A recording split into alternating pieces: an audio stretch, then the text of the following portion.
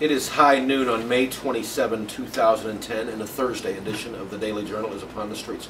Mike Frey here with Dennis Yohnka. And Dennis, you were speaking to Dan Rutherford, the state senator from Shinoa, the Republican, earlier this morning, and he was talking to you about the state budget situation. What did he have to tell you? The biggest thing is it's done. It's either going to be done tonight or done tomorrow. It's going to be on the desk. It's over. They're going to borrow the money to pay the pension payments. They're going to give the governor a little extra authority with financial matters, and it's all pretty much a majority party thing. So Dan's not real thrilled. That majority party happens to be the Democrats. He's a Republican from Pontiac, and he kind of explained the process to me a little bit today. Interesting.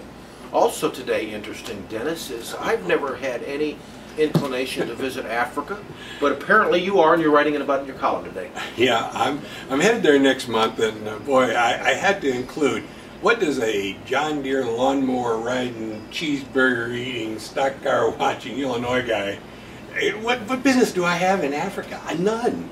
But my son's there, so I'm going to go visit. I'm going to find out a little bit about businesses, lifestyle, the tourist traps, and hopefully I'll survive it. And as avid Daily Journal readers know, when Dennis Yohnka visits someplace, chances are you're going to read about it in the newspaper shortly after his return. So get ready about more on Africa beyond this column. Dennis, it's often hot in Africa, has been hot here in the Kankakee area. What's up for the next few days? Let's find out what Sean Loftus thinks. Hey everybody, how's it going? This is Sean Loftus here, your videographer and weather guy for the Daily Journal, and I'm here to give you your AccuWeather forecast, and I think I have somebody else here with me. Oh, hey, what's up? It's Daisy the Doppler Dog. Had a bit of a long vacation, right? And you've been enjoying yourself. For those who aren't in the know, it is shaping up to be my last couple of days as your weather guy and videographer here at the Journal, but so I decided to bring along Daisy for one more go-around for old time's sake, right? Yeah, I guess so. I don't think she really cares. But anyway, let's get into today. Today we're looking at a high of about 78 degrees with a low of 52. We're going to have a blend of sunshine and clouds throughout most of the day. We're going to be looking at a thunderstorm conditions possibly forming around 3 p.m. or a little bit after. Once that subsides, then we'll be looking at patchy clouds throughout most of the day.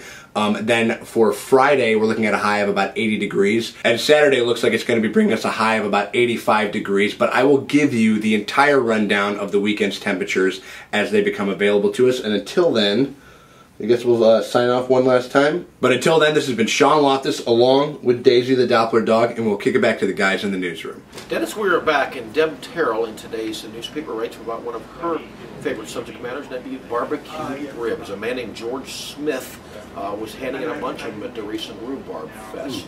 What's your latest rib experience, Dennis? I went over to St. Anne. Somebody told me to try the Station Street Pub last Saturday night for ribs.